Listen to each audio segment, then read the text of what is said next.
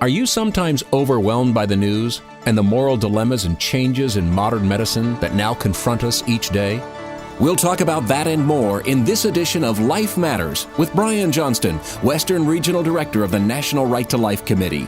He has served in many capacities while advocating for innocent lives, as California Commissioner on Aging, as Chairman of the California ProLife Council, on the board of the National Legal Center for the Medically Dependent and Disabled. And now here's our host, Brian Johnston. Well, welcome back to Life Matters. We're your program on the right to life, on the culture that has emanated now from that singular idea, the idea expressed in the American Declaration of Independence that every individual has been given a gift. They've been endowed by their Creator, not by the government, but by the Creator, with an inalienable right to be alive, and that this gift needs to be protected by a just government, and a government that fails to protect the lives of the governed is an unjust government. It has failed in its role to protect the lives and the rights of the individuals in its care, and that is the right to life. That battle now has come to us today. We are in a battle of ideas. If you haven't noticed, then wake up and smell the coffee, because there is a battle of ideas raging for our culture right now. I had to be recording this episode on July 4th, of all days, and that's of huge significance because this very day and the principles set forward in this day in 1776 are under direct assault, and in some ways, indirect assault. That clever words and wordings and clever twisted attitudes of mind are being used to undercut the principles that America was founded on. Because America was founded as a nation built on core ideas, key principles. That is what has given us our freedoms. That is what has allowed America's message to be heard around the world and America's influence to free millions around the world. The American founding ideas are now, at this very moment in 2020, under direct assault by our own culture. We are seeing a call for a new revolution, rioting in the streets, burning of churches, burning of private property, violence beyond anything called for. Literally, we are seeing a media that is intentionally fanning the flames of this call to be rid of America's founding principles. As I've said, if you don't understand that the right to life, in fact, is the very heart of America's founding principles, then you will see that stolen away. You don't understand what's at stake. This is a battle of ideas. So we'll spend a little time today. We're going to talk about someone who understands revolution, a man that was involved in both the American and French Revolution, and he will explain, that is the Marquis de Lafayette, he explained through his life and actions that these were two very different revolutions, that the American Revolution was established on the basic principle of human dignity and the individual value of each life. The French Revolution is a generic resentment and ended up in great evil and a dictatorship. Not all revolutions are the same, and the Marquis de Lafayette understood that. Secondly, we're going to talk about the people fanning the flames right now who are supposed to be informing you. You know, I like how the Brits refer to reporters and anchors on the news. They call them news readers. You're going to hear from quite a few of America's news readers who have made it their goal to defame the President of the United States at any cost. And even if it means taking away any hope of cures or treatments for the COVID crisis. That may seem unconscionable to you, but I assure you every one of those reporters have already walked away from the right to life when it comes to unborn children, when it comes to the question of choice. Because what choice means is the freedom to kill that child for any reason or no reason in particular, just because that's been chosen. All of these reporters have already committed to oppose that idea of the right to life for a vulnerable human baby. So this battle of ideas has already been raging.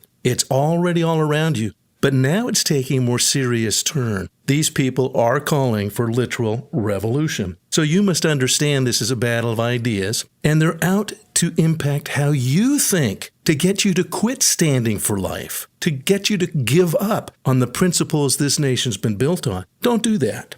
And they're using subtle things. We're going to finally, at the end of this discussion, we're going to talk about something so subtle and so seemingly insignificant, and yet it has huge significance. And that is the whole issue of sports mascots. Yes, mascots. What does that have to do with anything? Well, you probably realize that those who engender division, they do it intentionally. That's being done in the streets. It's being done through the popular news, and in particular in academia. And a lot of the calls you're hearing for now to change mascots is really at its heart there to cause division, racial division and animosity, and to get you to question what America is and what America's principles are all about. It's an intentional, academic, dishonest pursuit of division. And if you look into the single study, all of these calls are based on a single recent study from a group specializing in psychology and diversity, or you might say psychology and divisiveness, out of UC Berkeley and University of Michigan. The academics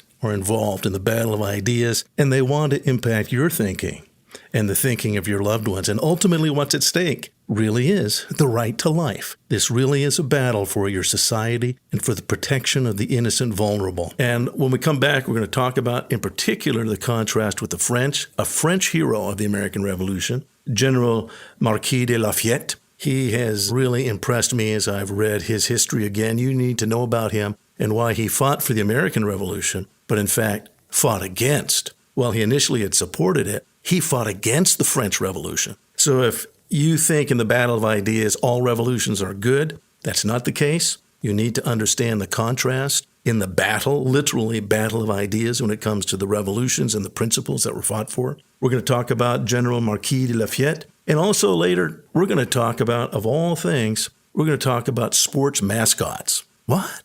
What does that have to do with the right to life? Come on, man. Come on, man. Come on, man. Come on, man. Come on, man. No, it has a lot to do, and you're going to find out why, because this is part of the battle of ideas that are raging right now. It's being pushed on you. You're actually dealing with attacks on how you view your own nation, how you view ideas, how you view the principles of this nation, and unless you're prepared and engaged in this battle, you're going to succumb. So welcome to Life Matters. We'll be back shortly. We're going to talk about all of those things. We're going to have fun doing it. Life Matters continues after this. Do you hear that sound? That's the sound of a child's heart beating. It can be measured as early as 16 days after conception when mom, she may not even know she's pregnant yet. And yet that unique human life, that boy or girl, has his or her own blood supply and circulatory system dependent on mom. The facts are on our side, and facts are terrible things to waste. California ProLife is dedicated to winning California back for life. For more information, go to californiaprolife.org. And now back to more Life Matters with Brian Johnston. Welcome back to Life Matters. We're your program on the right to life, on the culture that's emanated from that gift that America has given the world of asserting there is a right to life and the government's duty to protect lives, the lives of the innocent. That's an important gift to the world. As I said, it was General Marquis de Lafayette who supported the American Revolution in body and spirit. He fought with us. You should look up his story, an amazing man. He's actually buried in Paris, but in American soil. He insisted that some of the soil from Bunker Hill be buried with him. When the American idea was established, General Lafayette wept, and he said, finally, mankind has its own nation.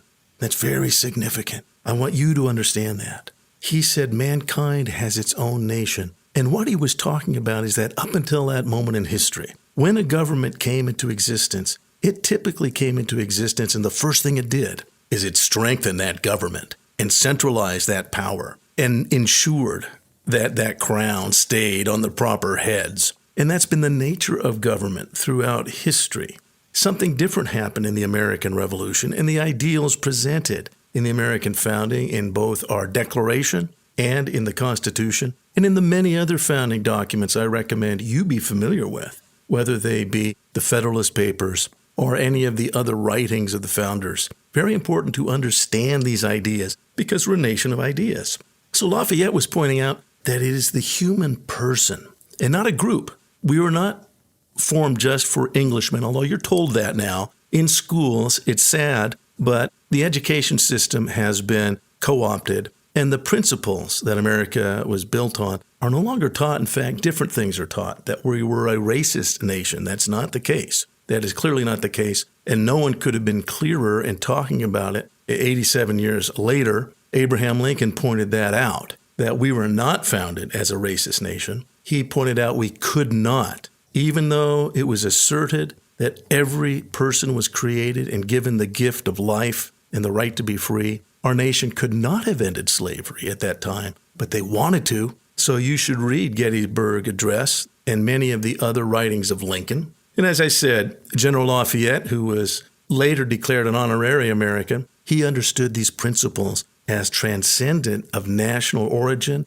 or of skin color. This is about human lives. Every human life is precious. And if you're a Christian, you know that every human life has been given a spark. And even non-Christians recognize that there's a spark of the divine. There's something different. That's one of the hallmarks of Western civilization. Human beings are not merely animals to be herded, and not merely smart animals. There's something more. We have a spirit that allows us to think on deeper ideas, deeper principles, to recognize that there are higher laws to which any government needs to be held accountable. That's where justice comes from. If the government gets to make up its own form of justice, then watch out. If they're the highest authority and there's no higher authority, be careful, because they can do whatever they want to you. And Western civilization was founded on the principle that human beings are more than animals, that there's a spiritual nature, and as it says most distinctly in the Judeo-Christian tradition, that we're made in the image and likeness of God.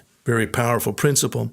But that's reflected in all of Western Civ, that you have a spiritual nature that gives you a deeper understanding than the animals, that you oughtn't just behave like an animal and do whatever you want and simply seize power. That's known as the law of the jungle. But there's a higher law. And that's what America was building itself on. And the Marquis de Lafayette, again, I recommend you read about him, an amazing Frenchman who understood the battle. Again, when he went back to France, he initially supported that revolution and then realized where it was going. He became one of the guards of King Louis. While he was popular amongst the French people as a revolutionary, because he wouldn't go all the way with them with the radical revolutionaries, he was put on the outside, and he was considered an outsider because he wanted a republic. He wanted very much what America had established, but that's not what all revolutions are going to do if you have the wrong foundations.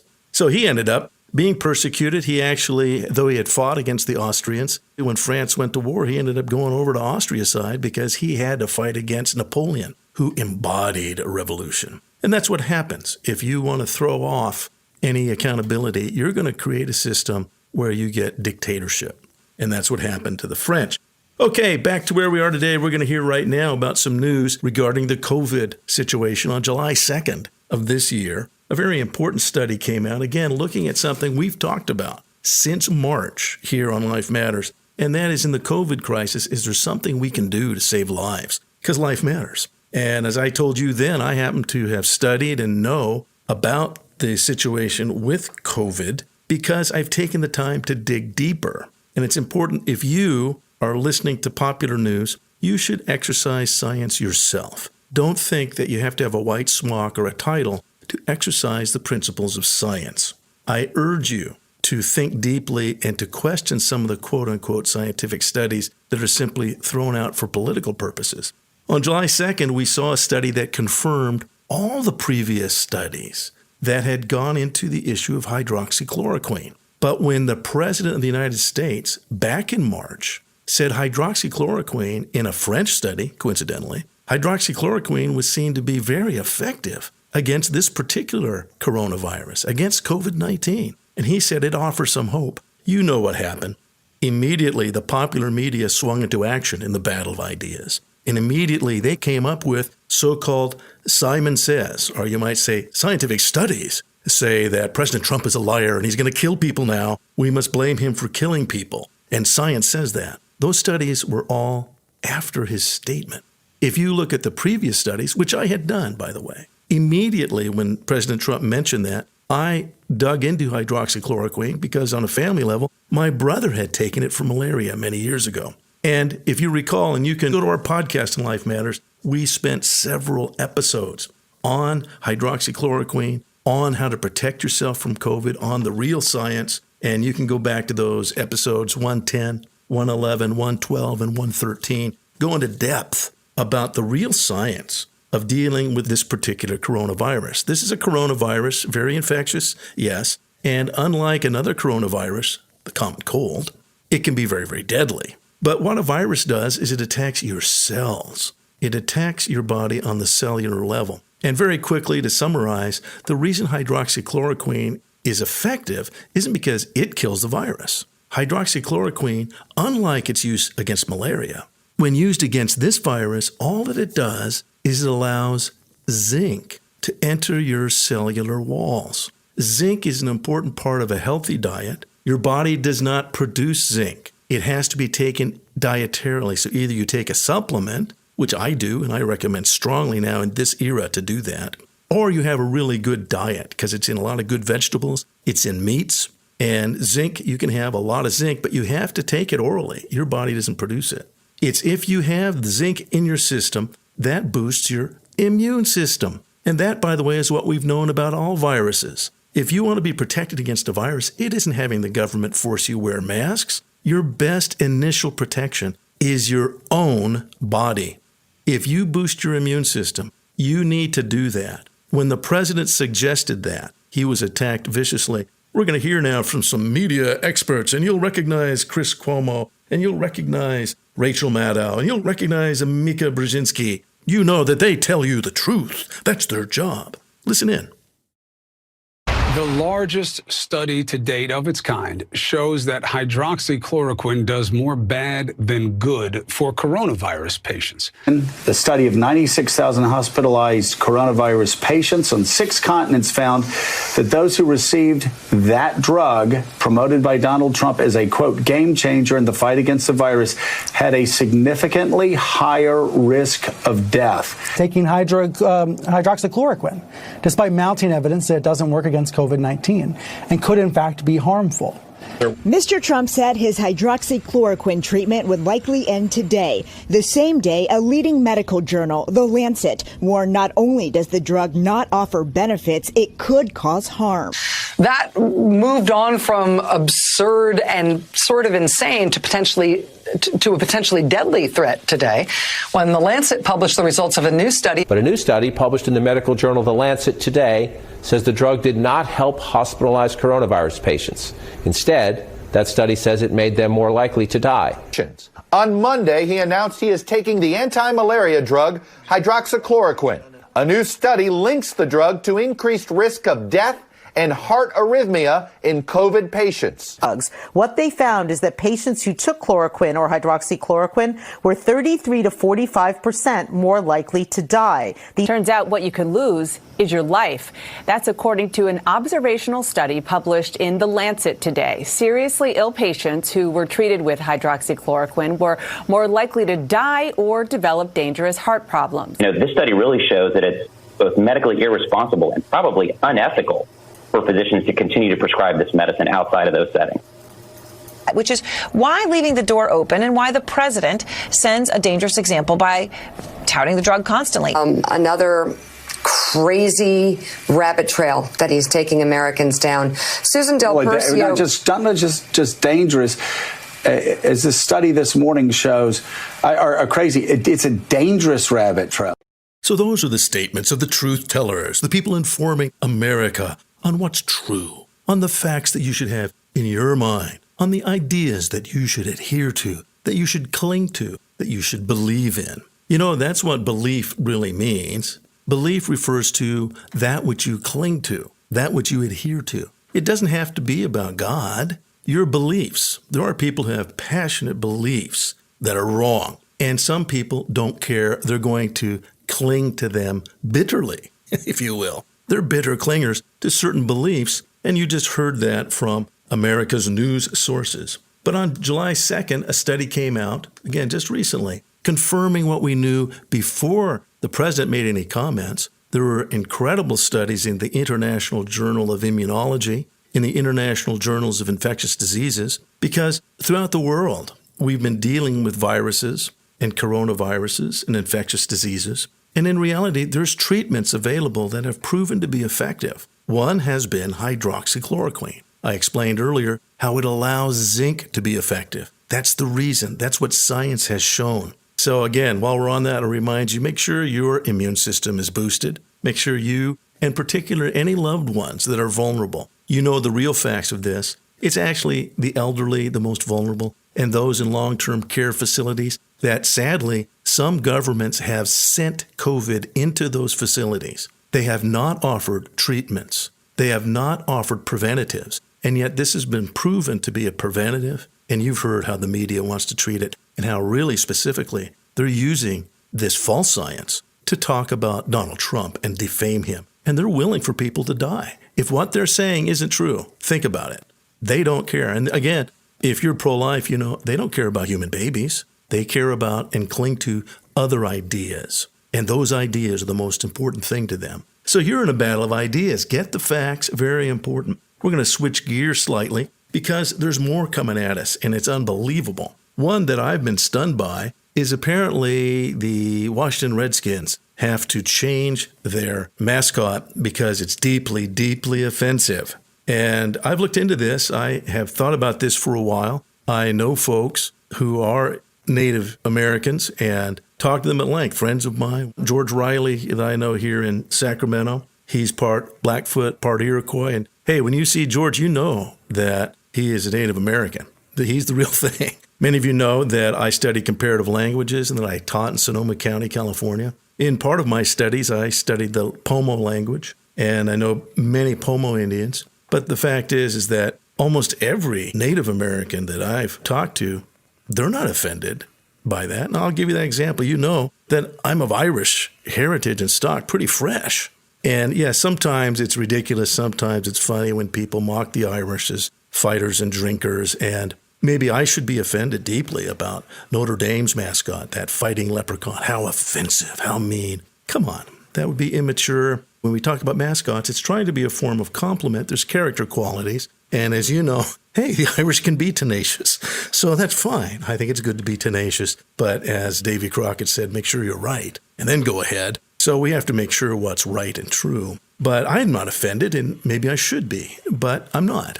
And the folks I know, the Native, again, that's not a scientific study, but it's my personal experience. They're not offended. And previous polls have shown that most Native Americans aren't offended by these. It's not coming from the Native Americans. This is coming from an ideology that's pushed in our universities of progressivism, Hegelian progressivism. Progressives have a duty to find conflict, to, if it's not there, create it, and to fan it, because it's only through conflict that progressives can accomplish their goals. So I'm going to talk about a study that's supposedly spawning all of this. And it should help open your eyes that the battle of ideas is with us. And they use false science. If you know the basic principles of science, and they're not hard, if you got a good 5th grade education, then you should know the basics of science. And it's not a belief system. Science does not teach morality. Science is a tool using observation,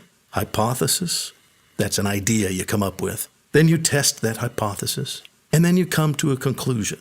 And with good science, you keep doing that, and you keep doing that, and you keep doing that until you can come up with some guidance and knowledge. Because knowledge is the goal in good science. It's not ideology. Unfortunately, that's been inverted now, and you're going to hear about this study that specifically is an ideological study, and it's aimed at changing your view of America, changing your view of what America is built on, of creating racial division. Not just observing, but creating racial division for a very specific ideological purpose, and that is to change our society, because there's a battle, and the battle is for the ideas that America has been built on. And unless you're aware of this battle and engaged, you'll succumb. Ultimately, America is based on the idea of the value of the human person, that every human being has value. That's what the right to life is about. And if you don't understand that that's under attack, you're going to lose the battle. If you don't understand that that's the purpose of good government. Life Matters continues after this. California Pro-Life is looking for folks like you to help us bring common sense back to our state. Would you like to volunteer? For example, do you like social media? You could help. Or do you like to put on parties? You might have the skills to help us with one of our local events. Would you like to just encourage local pro-lifers with insights and information? Join one of our chapters. There's a lot to do in this state, and your help can make a difference right where you are. Go to California Pro-Life and sign up.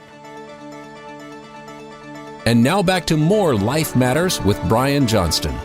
So many of you know that there's been a cry for the Washington Redskins to remove that mascot, and for the Braves, and for the Kansas City Chiefs. Any reference to American Indians is supposedly now derogatory. That's how it is. How did that happen? Well, I looked up in these articles, and what was cited in each and every one was a new study, because previous studies show that American Indians, if anything, are complimented. They're not offended. About 10% were showing any offense. In this new study, almost half of American Indians are deeply offended. Where did this study come from? It came from the University of Michigan and Cal Berkeley. What was this study? It was actually led by Stephanie Freiberg of the University of Michigan Psychology Department, the Division of Social Transformation and Diversity. That's her psychology degree. She teaches diversity and social transformation. And she now did this new study. I have contacted the University of Michigan. I want to see this study. I want to see the nature of the questions that were asked. More importantly, I want to see who they spoke to. What was their sample? See, true scientific study has to be objective, not geared to a certain conclusion. But I do think that the Department of Psychology's Diversity and Social Transformation Department may have had an agenda. Now, you would not have been told that by major media. I've looked this study up. It is what is being used to attack the Washington Redskins, to attack the Kansas City Chiefs, to attack the Atlanta Braves. This new study that is essentially, again, I'm waiting to see the specifics, because that's where science is determined, in objective facts. And the fact is, I know, personally, I'm not offended by mascots having to do with my national origin. And the American Indians I know aren't offended. What's going on here? There is a social transformation goal from that department, from that university. You're in a battle of ideas. And if you don't recognize that they're pushing hard, you're going to lose in that battle. You need to equip others. This battle is actually about the fundamental premises, the foundations of our society. They want to remove and change our culture to be a national socialist government.